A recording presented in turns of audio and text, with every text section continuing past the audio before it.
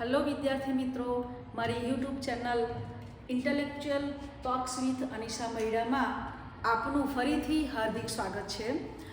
આજે મિત્રો આપણે ચેપ્ટર 2 ધોરણ 10 ગણિત ચેપ્ટર 2 બહુપદીઓ એનું ઇન્ટ્રોડક્શનનો પાર્ટ 1 આપણે જોઈશું અને એની અંદર ચેપ્ટર 2ની જે વિગતો છે, જે માહિતી છે, જે થિયરી પાર્ટ છે એને થોડીક માહિતી આપણે આ વિડીયોમાં જોઈશું અને ત્યાર પછીની જે માહિતી છે એ આપણે પાર્ટ 2માં જોઈશું. તો આપણે અહીંયા જોઈએ, સૌથી પહેલાં આપણે જોઈશું બહુપદી. આપણું ચેપ્ટરનું નામ જ છે બહુપદી. તો બહુપદી કોને કહેવાય એની વાત કરીએ તો બે કે તેથી વધુ પદો ધરાવતી પદાવલીઓને બહુપદીઓ કહે છે. જોજો, શબ્દનો આની અંદર બહુ જ મહત્વ છે. બે કે તેથી વધુ પદો ધરાવતી પદાવલીઓને બહુપદીઓ કહે છે. એટલે તમારા મનમાં ફરી પાછો પ્રશ્ન થશે કે પદાવલીઓ એટલે શું? બરાબર, તમે આગળ શીખી ગયા છો, પણ આપણે એકવાર અહીંયા જોઈ લઈએ. તો પદાવલી કોને કહેવાય? તો ચલ અને અચળને સરવાળા, બાદબાકી, ગુણાકાર કે ભાગાકારથી, એટલે બધી તમામ ક્રિયાઓ આવી ગઈ, બરાબર, એનાથી દર્શાવતા મળતી બેઝિક અભિવ્યક્તિ. હવે બેઝિક અભિવ્યક્તિ જે છે એ કોને કહેવાય એ આપણે જોઈશું. અને સાથે સાથે શરૂઆત આપણે અહીંયા કરી છે ચલ અને અચળ, તો એની પણ આપણે પહેલાં સમજણ મેળવી લઈએ. તો કોને કહેવાય પદાવલી? તો ચલ અને અચળને સરવાળા, બાદબાકી, ગુણાકાર કે ભાગાકારથી દર્શાવતા મળતી બેઝિક અભિવ્યક્તિને પદાવલી કહે છે. બરાબર, એટલે ફરી પાછો તમારા મનમાં પ્રશ્ન થશે કે ચલ શબ્દ આવ્યો તો ચલ એટલે શું? અહીંયા આગળ આપણી પાસે ચલ શબ્દ આવ્યો છે, બરાબર છે. તો ચલનો અર્થ એમ થાય કે એવી કોઈક સંજ્ઞા કે એવી કોઈક સંખ્યા, બરાબર, કે જેની કિંમત શું થાય છે? બદલાયા કરે છે. બરાબર, એની કિંમત શું થાય? બદલાયા કરે છે.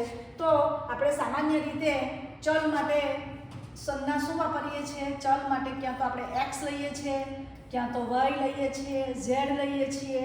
આવી બધી સંજ્ઞાઓ આપણે લઈએ છીએ કે જેની કિંમત શું થાય છે? બદલાયા કરે છે. એની કોઈ ચોક્કસ કિંમત નથી, બદલાયા કરે છે, એટલે એને શું કહેવામાં આવે? ચલ કહેવામાં આવે. બીજો શબ્દ તમારી પાસે અહીંયા આગળ છે અચળ. બરાબર, બીજો શબ્દ અહીંયા કયો છે? અચળ. અચળનો અર્થ શું થાય? ચલ એટલે આપણે લીધું કે કિંમતો બદલાયા કરે. અચલ એટલે જેની કિંમતો બદલાય નહીં તેવી સંખ્યા, એને શું કહેવાય? અચલ કહેવાય. બરાબર છે. દાખલા તરીકે આપણે લઈએ 5. બરાબર, 5ની કિંમત બદલાશે. આપણને ખબર છે કે 5 એટલે 5, એની કિંમત ક્યારેય બદલાતી નથી. બરાબર, કોઈ પણ સંખ્યા તમે લો તો તેની કિંમત બદલાતી નથી, એટલે એને શું કહેવામાં આવે? અચળ કહેવામાં આવે. તો હવે ચલ અને અચળ એ બંનેને સાથે રાખીને આપણે આ જે ચલ અને અચળો જે મળે છે એને ક્યાં તો સરવાળા દ્વારા, ક્યાં તો બાદબાકી દ્વારા, ક્યાં તો ગુણાકાર દ્વારા કે પછી ભાગાકાર દ્વારા આપણે દર્શાવીએ અને એના દ્વારા જે બેઝિક અભિવ્યક્તિ મળે. બરાબર, દાખલા તરીકે અહીંયા આપણને તમને ખબર છે, અહીંયા જે શબ્દ આવ્યો બેઝિક અભિવ્યક્તિ, બરાબર, આ શબ્દ છે બેઝિક અભિવ્યક્તિ. બરાબર, તો એ બેઝિક અભિવ્યક્તિ જે છે તેને તમે આ રીતે દર્શાવી શકો. શું કીધું? ચલ અને અચલ બંને લેવાના છે. બરાબર છે. દાખલા તરીકે અહીંયા હું લઉં છું x, બરાબર, ત્યાર પછી હું એને સરવાળા દ્વારા જોડું છું. અહીંયા લખું છું 2y. બરાબર, તો અહીંયા જો આ ચલ છે અને આ ચલ છે અને આ અચળ છે. બરાબર, એ બંને વચ્ચે ગુણાકાર છે અને આ બે વચ્ચે શું છે? સરવાળો છે. તો આવા પ્રકારની કોઈ પણ અભિવ્યક્તિ જે છે એ અભિવ્યક્તિ એટલે દર્શાવવાની રીત. બરાબર, તો તેને શું કહેવામાં આવે? પદાવલી કહેવામાં આવે. અને એવી જે પદાવલીઓ છે એ પદાવલીમાં કેટલા 2 કે તેથી વધુ પદો હોય તો ત્યારે એને શું કહેવામાં આવે? બહુપદીઓ કહેવામાં આવે. બહુપદી એટલે 2 કે એના કરતાં વધારે પદો જેમાં હોય તે. બરાબર છે? એટલે આપણે અહીંયા જો ચલની કિંમત જે છે શું કહેવાય, ચલ કોને કહેવાય તે પણ લઈ લીધું છે કે જુદી જુદી કિંમત ધારણ કરી શકે તેવી અભિવ્યક્તિ કે સંજ્ઞા તેને શું કહેવામાં આવે? ચલ કહેવામાં આવે. કે જેને આપણે શેના વડે દર્શાવીએ છીએ? x, y, z, p, q, r, a, b, c ગમે તેના વડે આપણે દર્શાવી શકીએ. અને અચળ માટે આપણે અહીંયા લીધું છે કે જેની કિંમત નિશ્ચિત હોય તેને અચળ કહે છે. બરાબર? એટલે બધું મગજમાં ફિટ થઈ ગયું. આપણી પાસે 2 કે તેથી વધુ પદો ધરાવતી પદાવલીઓ ને બહુપદીઓ કહેવાય. પદાવલી કોને કહેવાય? તો ચલ અને અચલને સરવાળા, બાદબાકી, ગુણાકાર કે ભાગાકાર વડે દર્શાવવામાં આવે તો એવી બેઝિક અભિવ્યક્તિ. બેઝિક અભિવ્યક્તિ કોને કહેવાય? તો આ રીતે આપણે દર્શાવીએ અને બેઝિક અભિવ્યક્તિ કહેવાય. એમાં આપણે શું લીધું? ચલ લીધો. તો ચલ કોને કહેવાય? જુદી જુદી કિંમત ધારણ કરી શકે એવી અભિવ્યક્તિ અથવા તો સંજ્ઞા તેને ચલ કહેવાય. અચળ કોને કહેવાય? કે જે નિશ્ચિત કિંમત ધારણ કરતું હોય તો તેને અચળ કહેવાય. બરાબર? ખ્યાલ રહી ગયો? બરાબર? આગળ જોઈએ આપણે. આગળ આપણે જોઈએ આની અંદર તો અહીંયા બહુપદીઓ જે છે એના સંદર્ભમાં કે એક ચલ બહુપદીની આપણે વાત કરવાના છીએ. તમારા આ ચેપ્ટરમાં એક ચલ બહુપદી વિશેની આપણે વાત કરવાના છીએ. તો એક જ ચલવાળી બહુપદીને એક ચલ બહુપદી કહે છે. એક જ ચલવાળી બહુપદી. આપણે ચલમાં શું લીધું? આપણે આગળ જોઈ ગયા ને, ક્યાં તો આપણે x લઈએ, y લઈએ, z લઈએ, p, q, r ગમે તે લઈ શકીએ. તો એવી એક જ ચલવાળી બહુપદીને એક ચલ બહુપદી કહેવામાં આવે. આપણે લઈ લઈએ દાખલા તરીકે હું અહીંયા ઉદાહરણ લઉં છું. અહીંયા આપણે ઉદાહરણ લઈ લઈએ. બરાબર? તો અહીંયા શું થશે? આપણે લઈએ અહીંયા દાખલા તરીકે હું લઉં છું અહીંયા આગળ x પ્લસ અહીંયા હું લઉં છું 2. બરાબર? x plus 2. તો આમાં જુઓ ચલ કયો છે? આ એક જ ચલ છે. બરાબર? એટલે આ જે બહુપદી છે તે બહુપદીને શું કહેવામાં? કઈ બહુપદી કહેવાય? એક ચલ બહુપદી કહેવાય. બરાબર? તમે આગળ શીખ્યા હશો દ્વિચલ બહુપદી પણ આવે છે. દ્વિચલ બહુપદી જો આપણે લેવી હોય તો 2 ચલ લેવા પડે. દાખલા તરીકે હું અહીં લખી દઉં 2x પ્લસ y બરાબર પ્લસ 3. તો આની અંદર જો અહીંયા 2 ચલ આવ્યા એટલે એ દ્વિચલ બહુપદી કહેવાય. આપણે આ ચેપ્ટરમાં ફક્ત એક ચલ બહુપદીની વાત કરવાના છીએ. એટલે આવા પ્રકારની x પ્લસ 2 બરાબર આ જે છે તે બહુપદીને શું કહેવામાં આવે? એક ચલ બહુપદી કહેવામાં આવે. ત્યાર પછી આપણે આની અંદર તમે એમ પણ લઈ શકો, ઘાતવાળી બહુપદી પણ લઈ શકો. x² પ્લસ 5x પ્લસ 4 બરાબર આવી રીતે પણ તમે લખી શકો. એમાં પણ જો એક જ ચલ છે, આ એક જ ચલ છે. બરાબર? આમાં 2 ચલ છે, આમાં એક જ ચલ છે. કયો? x. એટલે આ એક ચલવાળી બહુપદી કહેવામાં આવે. ત્યાર પછી બીજો એક શબ્દ ખૂબ જ અગત્યનો છે. બરાબર? તો એ શબ્દ છે બહુપદીની ઘાત. બહુપદીની ઘાત કોને કહેવાય? બહુપદીની ઘાત તો બહુપદીમાં આવેલા સૌથી મોટા ઘાતાંકને, સૌથી મોટાની જગ્યાએ તમે મહત્તમ શબ્દ પણ ઉપયોગમાં લઈ શકો. બરાબર? એટલે બહુપદીમાં આવેલા ચલના સૌથી મોટા ઘાતાંકને બહુપદીની ઘાત કહેવામાં આવે છે. બહુપદીમાં આવેલા ચલના સૌથી મોટા ઘાતાંકને બહુપદીની ઘાત કહે છે. જે કેવી સંખ્યા હોય છે? આ ખૂબ જ અગત્યનું છે. કઈ સંખ્યા હોય છે? અઋણ પૂર્ણાંક હોય છે. બરાબર? ઘાતાંક જે આપણે લઈએ છીએ તે કેવી હોય છે? અઋણ પૂર્ણાંક હોય છે. આપણે લઈ લઈએ દાખલા તરીકે અહીંયા આપણે લઈ લઈએ.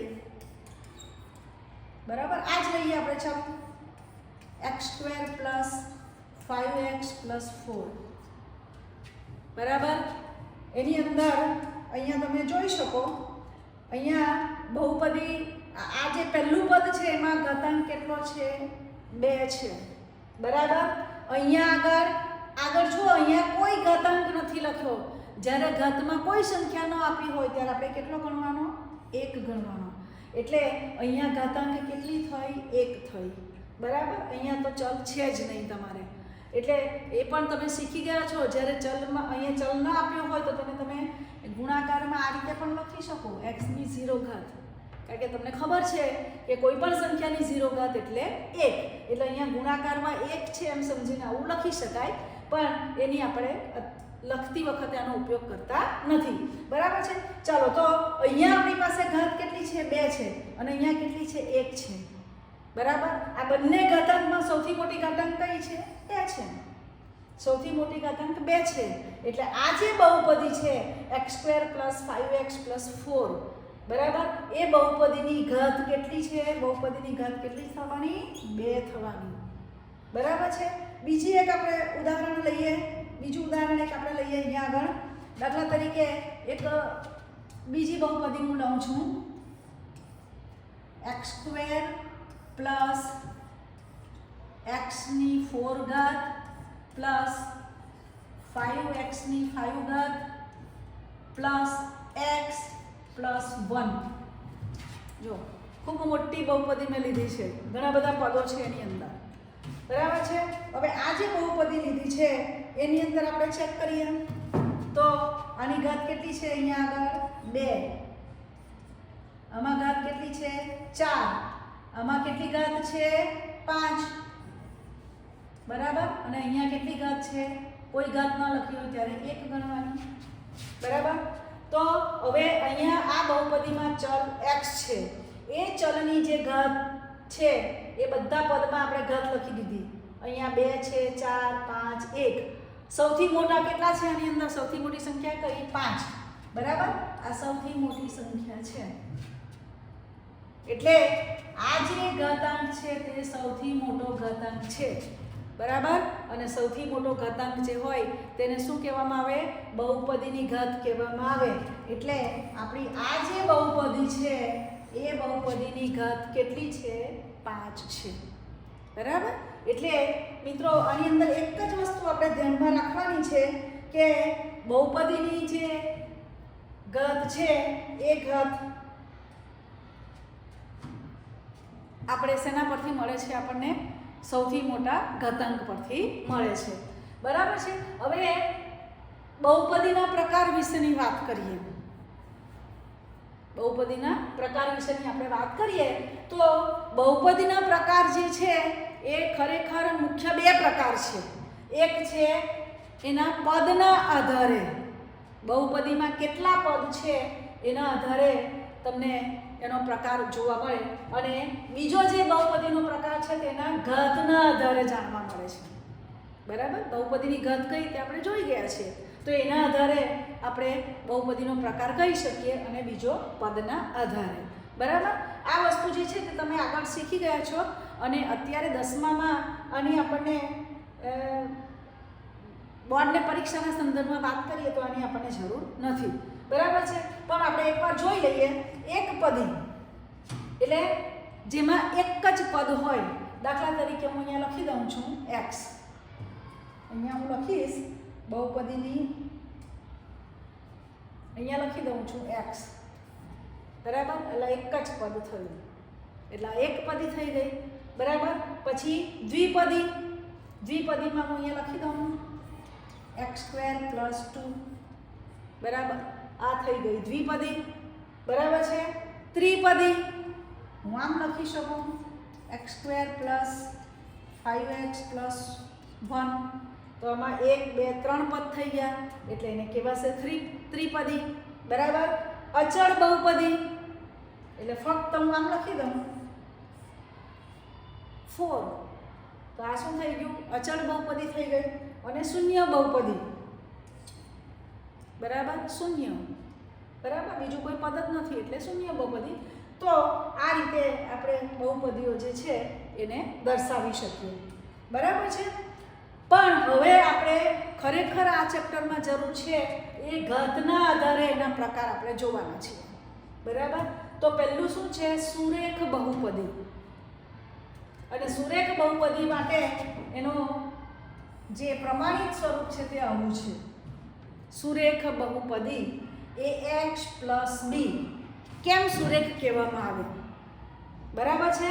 તો એની અંદર તમે જુઓ કે અહીંયા જે ચલ છે એ ચલની સૌથી મોટી ઘાતાંક જે છે એ કેટલી છે? અહીંયા જુઓ 1 છે. કોઈ ઘાત ના હોય ત્યારે આપણે કેટલા લખીએ છીએ? 1. એટલે અહીંયા 1 ઘાત છે, એના સિવાય બીજો ચલ નથી.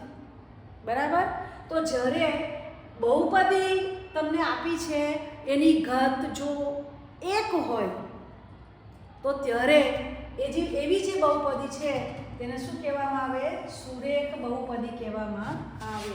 અથવા તો એને બીજું નામ આપવું હોય તો એક ઘાત બહુપદી એમ પણ કહી શકાય. એક ઘાત બહુપદી. બરાબર. એટલે એક ઘાત બહુપદી પણ એને કહી શકીએ. આ બહુ જ યાદ રાખજો. બહુ સરસ. સુરેખ બહુપદી જે છે એને કેમ કહેવાય એ ખૂબ જ અગત્યનું છે, ધ્યાનમાં રાખજો મિત્રો. ત્યાર પછી બીજી જે બહુપદી છે તે દ્વિઘાત બહુપદી. દ્વિઘાત બહુપદી શબ્દ જ છે અહીંયા આગળ. શું લખ્યું છે? દ્વિઘાત. દ્વિ એટલે બે ઘાત વાળી બહુપદી. તેને શું કહેવામાં આવે? દ્વિઘાત બહુપદી કહેવામાં આવે. અને એનું સ્વરૂપ જે છે પ્રમાણિત સ્વરૂપ તે આવું છે. ax² + bx + c. ax² + bx + c. આવા પ્રકારની જે બહુપદી છે તેને શું કહેવામાં આવે? દ્વિઘાત બહુપદી કહેવામાં આવે. ટૂંકમાં જે બહુપદીની ઘાત કેટલી હોય? 2 હોય તો તેને દ્વિઘાત બહુપદી કહેવાય. દાખલા તરીકે આપણે અહીંયા એક ઉદાહરણ લઈ લઈએ.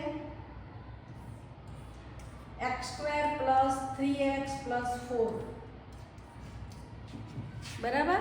આ જે બહુપદી છે એમાં સૌથી મોટી ઘાતાંક કેટલી છે? 2. એટલે આ બહુપદીની ઘાત કેટલી કહેવાય? 2. અને જ્યારે બહુપદીની ઘાત 2 હોય ત્યારે એને શું કહેવામાં આવે? દ્વિઘાત બહુપદી કહેવામાં આવે. એ જ રીતે ત્રિઘાત બહુપદી. ત્રિઘાત. ત્રિ એટલે 3. બરાબર. જે બહુપદીની ઘાત કેટલી હોય? 3 હોય. એટલે એમાં જે ચલ રહેલો છે તે ચલની સૌથી મોટી ઘાતાંક કેટલી હોવી જોઈએ? 3 હોવા જોઈએ. તો એવી બહુપદીને શું કહેવામાં આવે? ત્રિઘાત બહુપદી કહેવામાં આવે. અને એ ત્રિઘાત બહુપદી જે છે એને પ્રમાણિત સ્વરૂપ જે છે તે આ પ્રકારનું છે. ax3 + bx2 + cx + d. બરાબર. આ એનું પ્રમાણિત સ્વરૂપ છે. આપણે તો ઉદાહરણ લઈએ એનું તો આવી રીતે લખી શકીએ આપણે. દાખલા તરીકે હું લખું છું 2x3 + 6x2 + 5x + 6. બરાબર. એટલે આમાં જુઓ સૌથી મોટી ઘાતાંક 3 છે. એટલે બહુપદીની ઘાત કેટલી થઈ? 3 થઈ. અને બહુપદીની ઘાત 3 એટલે કેવી બહુપદી કહેવાય? ત્રિઘાત બહુપદી. એ જ રીતે ચતુર્ઘાત બહુપદી, પંચઘાત બહુપદી, આ રીતે. અને જેની n ઘાત n હોય એવી જે બહુપદીઓ છે તેને n ઘાતવાળી બહુપદીઓ કહેવામાં આવે. પણ આપણે જનરલી આ ચેપ્ટરની અંદર સુરેખ બહુપદી, દ્વિઘાત બહુપદી અને વધીને આપણે ત્રિઘાત બહુપદી સુધી જઈશું.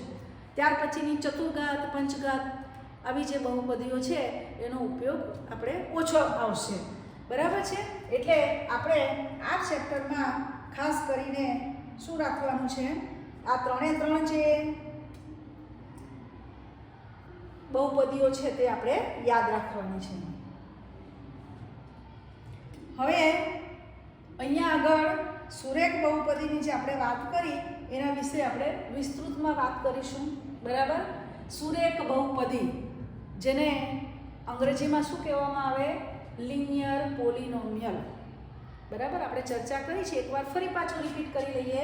એક ઘાતવાળી બહુપદીને સુરેખ બહુપદી કહે છે. બરાબર. એક ઘાતવાળી બહુપદીને સુરેખ બહુપદી કહે છે અને એનું વ્યાપક સ્વરૂપ અથવા તો પ્રમાણિત સ્વરૂપ શબ્દ પણ આવે, પ્રમાણિત સ્વરૂપ આવું પણ તમે એના માટે શબ્દ પ્રયોગ કરી શકો. તો એ કયું છે આપણી પાસે અહીંયા ax + b, ax + b, આ એનું કેવું સ્વરૂપ છે? વ્યાપક સ્વરૂપ છે. બરાબર. હવે અહીંયા જુઓ a અને b બે આપણે લીધા છે અહીંયા. બરાબર. એ a અને b જે છે તે શું છે? વાસ્તવિક અચળાંક છે, એટલે કે વાસ્તવિક સંખ્યાઓ છે. વાસ્તવિક અચળાંક એનો અર્થ શું થાય? વાસ્તવિક સંખ્યાઓ છે. એને તમારે લખવું હોય આની જગ્યાએ તમે આમ પણ લખી શકો a અલ્પવિરામ સભ્ય છે આ સભ્ય છે નો સંકેત છે, તમે શીખી ગયા છો. બરાબર. શું બોલાય? a અલ્પવિરામ b સભ્ય છે r એટલે આપણને પહેલા ચેપ્ટરમાં શીખી ગયા આપણે વાસ્તવિક સંખ્યા ગણ r. બરાબર છે. અથવા તો તમે a અલ્પવિરામ b બિલોંગ્સ ટુ r, સભ્ય છે ની જગ્યાએ બિલોંગ્સ ટુ r એવું પણ બોલી શકો. બરાબર. અને સાથે બીજી એક શરત છે, આ ખૂબ જ અગત્યની શરત છે મિત્રો, a ≠ 0. આમાં આપણે પ્રમાણિત સ્વરૂપ લીધું ax + b. બરાબર છે. એની શરત શું છે? a ≠ 0. મિત્રો a = 0 લઈ લો. ચાલો a = 0 લઈશું. બરાબર છે. તો આની અંદર કિંમત મૂકીએ 0 × x + b. બરાબર છે. પણ 0 ની સાથે કોઈ પણ સંખ્યાનો ગુણાકાર કરીએ તો આપણને ખબર છે શું મળે? આપણને 0. એટલે 0 + b. બરાબર છે. 0 + b એટલે કોઈ પણ સંખ્યાની અંદર 0 ઉમેરીએ તો શું જવાબ આવે? b. અને b તો શું છે? અચળાંક છે, એટલે અચળ બહુપદી થઈ ગઈ. આમાં ચલ આવતો જ નથી. બરાબર છે. ચલ નથી એટલે એની ઘાત નથી, એટલે સુરેખ બહુપદી નહીં બની શકે. બરાબર. એટલે આ શરત જે છે તે ખૂબ જ અગત્યની છે. એટલે સુરેખ બહુપદીનું પ્રમાણિત સ્વરૂપ અથવા તો વ્યાપક સ્વરૂપ છે ax + b, જ્યાં a અને b શું છે? વાસ્તવિક અચળાંકો છે અને a ≠ 0 છે. બરાબર. હવે આગળ જોઈએ આપણે મિત્રો દ્વિઘાત બહુપદી. હવે શું લઈશું આપણે? દ્વિઘાત બહુપદી લઈશું. બરાબર. દ્વિઘાત બહુપદી એટલે ક્વોડ્રેટિક પોલિનોમિયલ, અને અંગ્રેજીમાં શું કહેવાય? ક્વોડ્રેટિક પોલિનોમિયલ.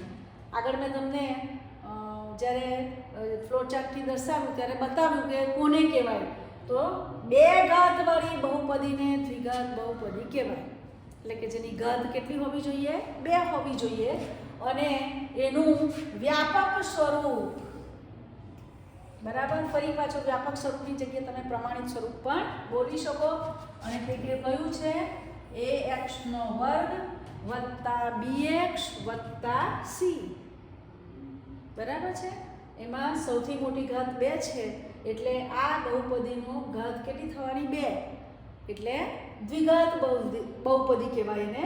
આમાં ફરી પાછો બહુ જ અગત્યની છે શરતો, બંને શરતો. a b અને c એ શું છે? વાસ્તવિક અચળાંક છે.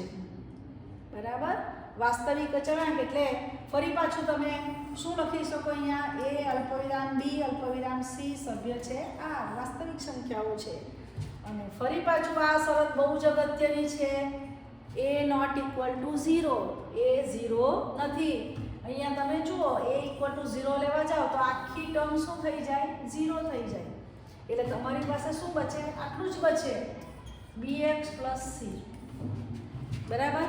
એટલે bx + c એટલે આ તો કયું સ્વરૂપ થઈ ગયું? આપણે આગળ જોઈ ગયા ને, સુરેખ બહુપદીનું સ્વરૂપ જોઈ ગયા ax + b. તો આના જેવું આ સ્વરૂપ થઈ ગયું. એટલે તો પછી આ તો શું કહેવાશે? સુરેખ બહુપદી કહેવાશે.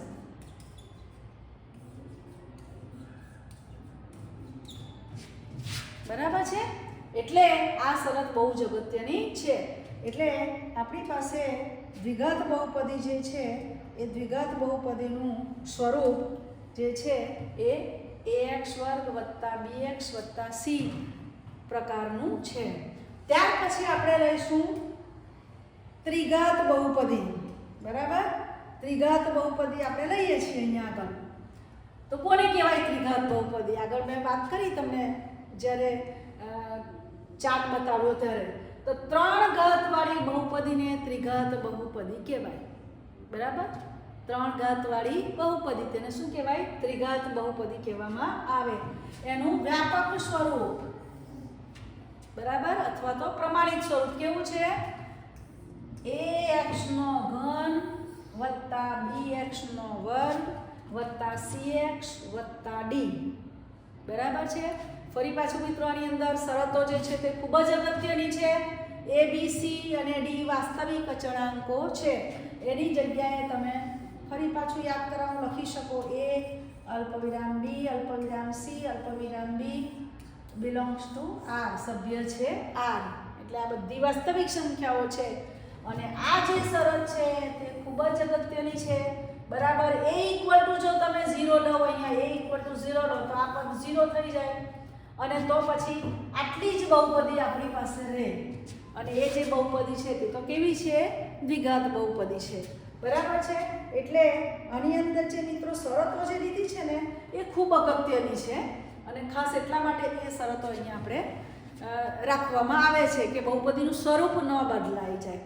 હવે આપણે જોઈશું બહુપદીના શૂન્યો. બહુપદીના શૂન્યો કોને કહેવાય? તો જો pk ઇક્વલ ટુ 0 હોય, આપણે જાણીએ છીએ બહુપદીને આપણે દર્શાવીએ છીએ શેના દ્વારા દર્શાવીએ છીએ? જો x ચલની બહુપદી હોય તો px વડે દર્શાવીએ છીએ, જો y ચલની બહુપદી હોય તો py વડે દર્શાવીએ છીએ, જો z ચલની બહુપદી હોય તો p ઓફ z વડે દર્શાવીએ છીએ. બરાબર છે? એટલે કોઈ પણ આ રીતે આપણે દર્શાવીએ છીએ. તો આવી એક બહુપદી માની લો કે આપણે px બહુપદી છે, તો px ની અંદર જો x ની કિંમત અહીંયા કેટલી મૂકી છે? અહીંયા જો આ k જે છે x ની જગ્યાએ મૂકેલો છે. એટલે p of k equal to 0 હોય તો વાસ્તવિક સંખ્યા k ને બહુપદી px નું શૂન્ય કહે છે. સમજણ પડી? નહીં. બરાબર? આપણે ઉદાહરણ લઈએ. દાખલા તરીકે હું અહીંયા લખું છું px બરાબર x નો વર્ગ વત્તા 2x ઓછા 3. બરાબર? આવી એક બહુપદી મેં લીધી છે. હવે એની અંદર x ની જગ્યાએ એવી કોઈ કિંમત આપણે મૂકી દઈએ કે જેથી આ બહુપદીનું મૂલ્ય કેટલું થઈ જાય? શૂન્ય થઈ જાય. બરાબર? દાખલા તરીકે હું આની અંદર લઈ લઉં છું x ઇક્વલ ટુ 1 લેતા. ચાલો જોજો, x ઇક્વલ ટુ 1 લઈએ છીએ એટલે હવે અહીંયા આગળ x ઇક્વલ ટુ જો 1 લઈશું ને તો શું થશે? x ઇક્વલ ટુ 1 લેવાથી આને આપણે કરી નાખીએ છીએ. બરાબર? x ઇક્વલ ટુ 1 લઈએ છીએ એટલે અહીંયા શું આવશે? p of 1. x ની કિંમત આપણે કેટલી મૂકી? 1. એટલે આનો અર્થ શું થયો? અહીંયા જે આપણે k લીધેલો તે ઇન જનરલ લીધેલો, k ની કિંમત અહીંયા 1 આવી ગઈ. બરાબર છે? કિંમત જ્યાં જ્યાં x છે ત્યાં 1 મૂકી દો. x ઇક્વલ ટુ 1 મૂક્યા ને એટલે હવે આ બાજુ જમણી બાજુએ પણ જ્યાં જ્યાં x છે ત્યાં 1 મૂકો એટલે શું થશે? 1 નો વર્ગ વત્તા 2 ગુણ્યા 1 ઓછા 3. બરાબર છે? સાદુરૂપ આપો. 1 નો વર્ગ એટલે 1 વત્તા 2 2 ઓછા 3. બરાબર? 1 ને 2 કેટલા થવાના? 3 ઓછા 3 એટલે કેટલા થયા? 0. જોયું? તો આ બહુપદીની અંદર x ની કઈ કિંમત, કઈ બહુપદી છે? px બરાબર x નો વર્ગ વત્તા 2x ઓછા 3. આ બહુપદીની અંદર x ની કિંમત આપણે કેટલી મૂકી છે? 1 મૂકી. x ની કિંમત 1 મૂકવાથી અહીંયા જમણી બાજુએ આપણે જ્યાં જ્યાં x છે ત્યાં 1 મૂકી દીધો. સાદુરૂપ આપતા એનું મૂલ્ય કેટલું મળ્યું? 0 મળ્યું. એનો અર્થ શું થશે? એનો અર્થ શું થવાનો મિત્રો? કે આ જે બહુપદી આપણે લીધેલી છે, કઈ બહુપદી? આ. બરાબર છે? એ બહુપદીનું શૂન્ય કયું છે? 1 છે. કેમ? તો x બરાબર 1 લેતા સાદુરૂપ આપતા બહુપદીનું મૂલ્ય કેટલું મળે છે? અહીંયા આપણને p ઓફ 1 ઇક્વલ ટુ શું મળ્યું? 0 મળ્યું. p pk ઇક્વલ ટુ 0 એની જગ્યાએ p ઓફ 1 ઇક્વલ ટુ 0 એટલે 1 જે છે આ 1 એને શું કહેવામાં આવે બહુપદીનું શૂન્ય કહેવામાં આવે px નું શૂન્ય કહેવામાં આવે બરાબર એટલે જુદી રીતે મેં અહીંયા બતાવ્યું છે જુઓ કે x ની જે કિંમત માટે px બરાબર 0 થાય બરાબર x ની જે કિંમત માટે px બરાબર 0 થાય અહીંયા px આપણી પાસે આ છે x ની કિંમત કઈ મૂકી 1 મૂકી અને એનાથી px બરાબર અહીંયા શું આવ્યું શૂન્ય આવ્યું તો x ની તે કિંમતને બહુપદી px નું શૂન્ય કહેવાય x ની કઈ કિંમત લીધી અહીંયા આપણે 1 લીધા તો તેને શું કહેવામાં આવે આ જે બહુપદી છે તેનું શૂન્ય કહેવાય બરાબર છે બરાબર ફરી પાછું યાદ કરાવું કે તમારી પાસે જે બહુપદી છે જો x ચલવાળી બહુપદી હોય તો એની અંદર x ની કિંમત એવી કોઈ હોય કે જેના લીધે બહુપદીનું મૂલ્ય કેવું થઈ જાય શૂન્ય થઈ જાય તો ત્યારે એવી જે બહુપદી છે તે બહુપદીને તેને શું કહેવાય બહુપદીનું શૂન્ય કહેવામાં આવે બરાબર છે હવે બહુપદીનું જે સ્વરૂપ છે એ સ્વરૂપ વિશેની આપણે અહીંયા વાત કરીએ અને એના પરથી આપણે કઈ કઈ બાબતો જાણી શકીએ ફક્ત એને જોવાથી બહુપદીને જોવાથી આપણે કઈ કઈ બાબતો જાણી શકીએ તે વિશે જોઈએ બરાબર છે બહુપદીનું સ્વરૂપ આપણે કયું જોયું કોઈ પણ બહુપદી લઈ લો તમે માની લો કે હું દ્વિઘાત બહુપદી લઉં તો ax² + bx + c બરાબર આવી આપણી પાસે બહુપદી છે એટલે ફક્ત આપણે એના એક પાર્ટની વાત કરીએ અહીંયા આગળ પહેલો ભાગ તો એમાં જુઓ આ શું છે બહુપદીનો સહગુણક એટલે આપણે અહીંયા લીધો સહગુણક બરાબર આ શું છે આટલો ભાગ આ ચલ છે તો અહીંયા આ શું છે ચલ છે અને એના ઘાતમાં આ જે 2 છે એ શું છે બહુપદીની ઘાત છે બરાબર છે આ સૌથી મોટી બહુપદીની જે ઘાત છે તે પહેલું પદ જ આપણે લીધું છે તો એના પરથી શું જાણી શકાય તે જોઈએ તો એના પરથી પહેલું શું જાણી શકાશે બહુપદીનો પ્રકાર જાણી શકાશે બરાબર આ ઘાત જે છે તે કેટલી છે એના આધારે બહુપદીનો પ્રકાર આપણે જાણી શકીએ બરાબર એ એક ઘાત અહીંયા ઘાતની કિંમત જો 1 હોય તો એક ઘાત બહુપદી મળે આપણને ઘાતમાં જો 2 લખ્યા હોય તો દ્વિઘાત બહુપદી મળે અને ઘાતમાં જો 3 લખ્યા હોય તો ત્રિઘાત બહુપદી મળે એટલે આ જે સ્વરૂપ છે એના આધારે બહુપદી કયા પ્રકારની છે તે આપણે જાણી શકીએ એક ઘાત છે દ્વિઘાત છે કે ત્રિઘાત છે બરાબર છે એટલે બહુપદીના પ્રકાર આપણે એના પરથી જાણી શકીએ બીજું શું જાણી શકીએ બહુપદીના મહત્તમ શૂન્યોની સંખ્યા જાણી શકીએ એ તો આ ખૂબ જરૂરી છે બહુપદીની જેટલી ઘાત હોય તેટલા એના શૂન્ય હોય જેટલી ઘાત હોય તેટલા એના શૂન્ય હોય અહીંયા આપણે કેવી રીતે તે જોઈ લઈએ જોજો દાખલા તરીકે હું લઉં છું એક બહુપદી અહીંયા લઉં છું 2x + 3 2x + 3 બરાબર છે તો આ જે બહુપદી છે એ બહુપદીમાં મહત્તમ ઘાતાંક કેટલી છે અહીંયા 1 એટલે બહુપદીની ઘાત કેટલી કહેવાશે 1 હવે જો અહીંયા એક જ x તમને આપેલો છે એના પરથી એનું મૂલ્ય જો શોધવું હોય તો શૂન્ય જો શોધવું હોય તો શું કરવું પડે એને = 0 લખી દો = 0 બરાબર છે તો આપણી પાસે સાદું રૂપ આપો અહીંયા 2x + 3 આ બાજુ જાય તો શું થશે -3 એટલે x = -3 આ બે ગુણાકારમાં છેદમાં જાય એટલે x ની કિંમત કેટલી મળી 2 x ની કિંમત કેટલી મળી આપણી પાસે x = 3/2 બરાબર છે x ની કિંમત કેટલી મળી અહીંયા આપણને 3/2 બરાબર છે તો એક ઘાત હોય ત્યારે બહુપદીના શૂન્યો કેટલા મળે 1 મળે મહત્તમ શૂન્યની વાત કરી છે મહત્તમ શબ્દ કેમ વાપર્યો છે મહત્તમ શૂન્ય એનો અર્થ એમ થાય કે આ બહુપદીને ક્યાં તો 1 શૂન્ય મળે અથવા તો 1 થી ઓછું એટલે શૂન્ય મળે એટલે એક પણ શૂન્ય નહીં મળે આવો અર્થ થાય એનો બરાબર છે આપણે બીજી એક બહુપદી લઈ લઈએ આપણે દ્વિઘાત બહુપદી લઈ લઈએ બરાબર અને દ્વિઘાત બહુપદીના આધારે આપણે એના શૂન્યો જે છે એના વિશેની વાત કરીશું દાખલા તરીકે હું લઈ લઉં છું x² + 2x + 1 બરાબર છે. આ આપણે વિગત બહુપદી લીધી. હવે એનું શૂન્ય શોધવા માટે આપણે શું કરવાનું? = 0 લઈ લો. બરાબર છે. હવે આ તમે જાણો છો બરાબર. અવયવ સૂત્રનો ઉપયોગ કરો એટલે શું થશે? x મધ્યમ પદનું ચિહ્ન અંતિમ પદ જે છે એનું વર્ગમૂળ તેનો વર્ગ બરાબર 0 બરાબર. કોઈ પણ સંખ્યાનો વર્ગ 0 એટલે એ સંખ્યા પોતે 0 એટલે x + 1 = 0 બરાબર છે. એટલે શું થશે? x = +1 પેલી બાજુ જાય તો શું થશે? -1.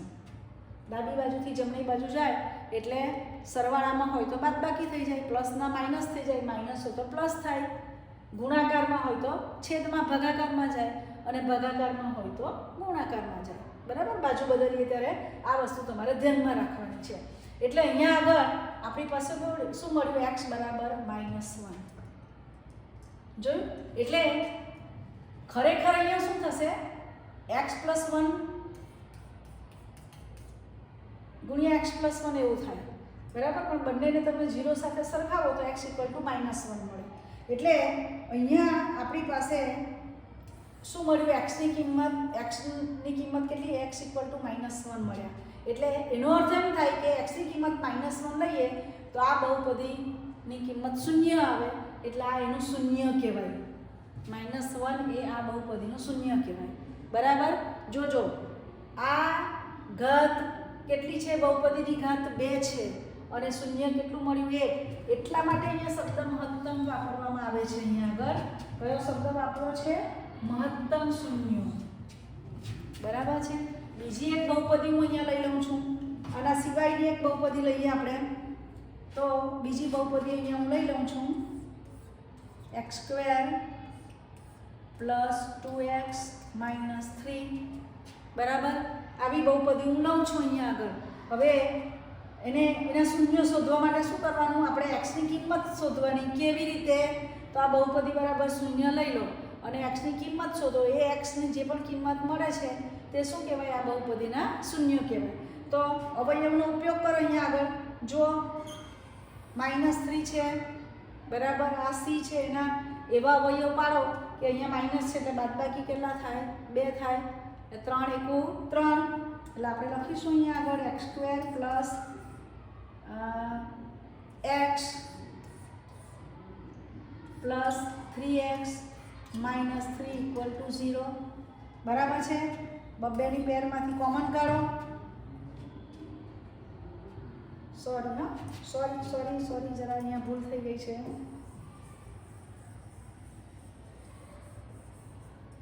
એટલે હવે અવયવ આપણે પાડીએ છીએ તો x² + 3x - x - 3 = 0 બરાબર છે. બબ્બેની પેરમાંથી કોમન કાઢો. શું થશે? આ બંનેમાંથી કોમન કેટલા નીકળશે? x નીકળે છે એટલે બાકી કેટલા રહેશે? x + 3 minus. હવે જો આ બંનેમાં કશું કોમન નથી. જ્યારે કંઈ પણ કોમન ન હોય ત્યારે કેટલા લખવાના? 1 બરાબર x. હવે જુઓ માઇનસ આપણે કોમન લીધું છે અહીંયા બરાબર. એટલે માઇનસ અહીંયા શું થઈ જશે? +3 = 0 એટલે અહીંયા x + 3 કોમન છે. x + 3 અને x - 1 = 0 બરાબર છે. આના પરથી આપણે શું લખી શકીએ? આના પરથી આવું લખી શકીએ કે x + 3 = 0 और x - 1 = 0 બરાબર. x - 1 = 0 એવું આપણે લખી શકીએ. એટલે આ શું થશે? x = 3 પેલી બાજુ જાય તો -3 और x = 1 બરાબર છે. એટલે હવે આ જે બહુપદી છે તેના શૂન્ય કયા આવ્યા? -3 અને 1. એટલે દ્વિઘાત બહુપદી આપણે લીધી તો દ્વિઘાત બહુપદીના મહત્તમ શૂન્યો કેટલા મળે? 2 મળે. મહત્તમ શૂન્યો 2 મળે અને મહત્તમ શૂન્ય 2 મળે એનો અર્થ શું થાય? એક શૂન્ય પણ મળી શકે અથવા તો એક પણ શૂન્ય ન હોય આવું પણ થઈ શકે. એટલે બહુપદીના મહત્તમ શૂન્યોની સંખ્યા આપણે શેના આધારે જાણી શકીએ? આ ઘાતને આધારે આપણે જાણી શકીએ. બરાબર છે? હવે આપણે શું લઈશું? આલેખ x અક્ષને કેટલા બિંદુમાં છેદે તે પણ કહી શકાય. શેના આધારે? ઘાતના આધારે. આ ઘાતના આધારે આલેખ x અક્ષને કેટલા બિંદુમાં છેદે છે તે આપણે નક્કી કરી શકીએ. જો એક ઘાતવાળી બહુપદી હોય તો એ બહુપદીને જોઈને જ આપણે કહી શકીએ કે એ આલેખ જે છે તે x અક્ષને એક બિંદુમાં છેદે છે કે બે બિંદુમાં છેદે, ત્રણ બિંદુમાં છેદે, એ વસ્તુ આપણે કહી શકીએ. જો સુરેખ બહુપદી હોય તો તેનો આલેખ આપણને સુરેખા મળે, રેખા મળે, અને તેથી એ x અક્ષને એક બિંદુમાં છેદે. દ્વિઘાત બહુપદી હોય તો એની ઘાત 2 છે એટલે એ બે બિંદુમાં છેદે. ત્રિઘાત બહુપદી હોય તો 3 બિંદુમાં છેદે. આ રીતે આપણે આના પરથી જાણી શકીએ. જો બહુપદીની મહત્તમ ઘાતાંક કેટલી હોય? n હોય, n ઘાતવાળી બહુપદી હોય તો ત્યારે એના મહત્તમ શૂન્યોની સંખ્યા કેટલી થશે? n થશે. બરાબર? અને એના x અક્ષને કેટલા બિંદુમાં છેદે તો તે પણ આપણે કહી શકીએ કે n બિંદુમાં છેદે.